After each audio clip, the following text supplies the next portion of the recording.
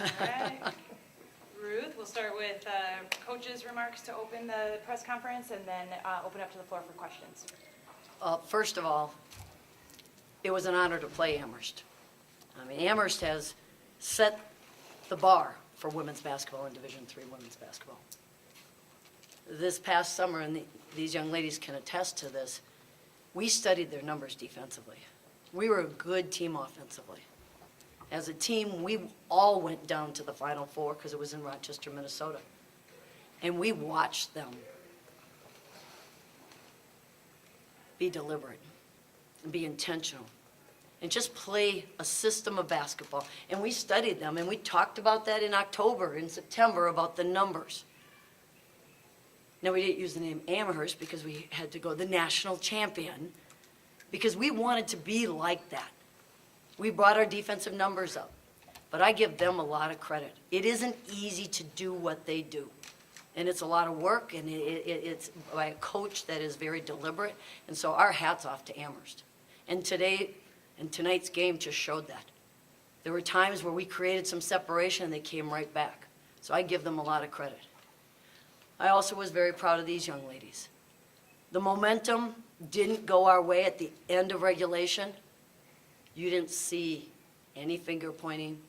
You saw next play, what do we have to do? So I was really proud on how they continued to handle the ups and downs of the game, and they kept their focus on finding a solution. Coach, after a game like this and everything that you had to go through and endure, there's just so many things going through my mind right now that it'd probably be smart to just shut up and let you guys talk. But I did want to ask you and Lucia and Hannah, well, it was apparent to me from the outset that you wanted to get Hannah involved offensively, get her established down low. And I felt that you did that, but yet they were able to make some adjustments coming out in the third period to kind of take some of those opportunities away. Can you tell me a little bit about that? Well, and that's basketball. If you ask anyone involved in that, it's kind of the fun thing about basketball, that it's kind of, move and counter move and adjust and move and counter move.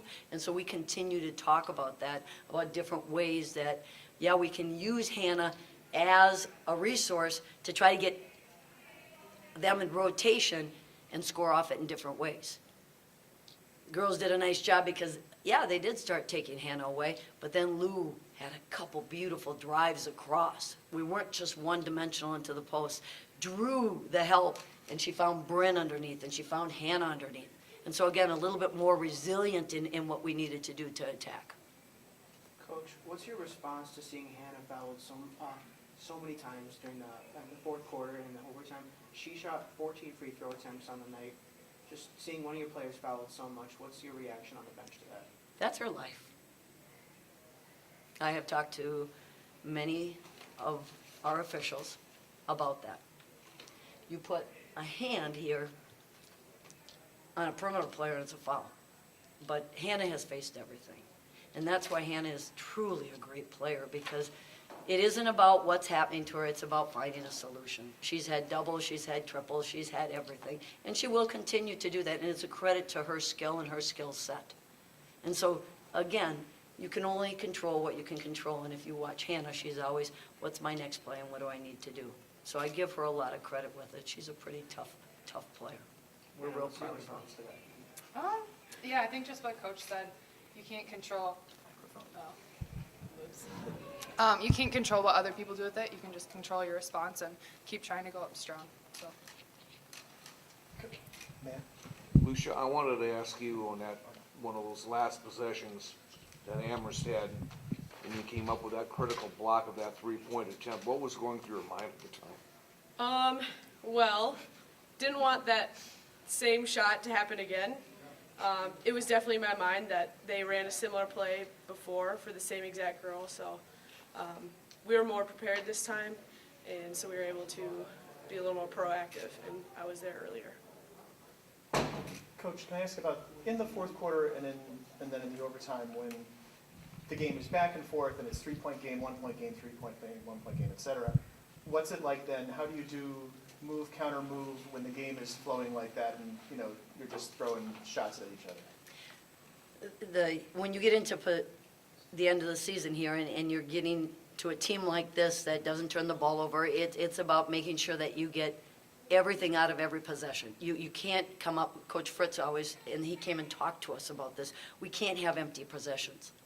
And so one of the things that you notice is we're doing much more play calls, much more sets. We're just really trying to get them in a position, and they're trying to get us in a position of vulnerability.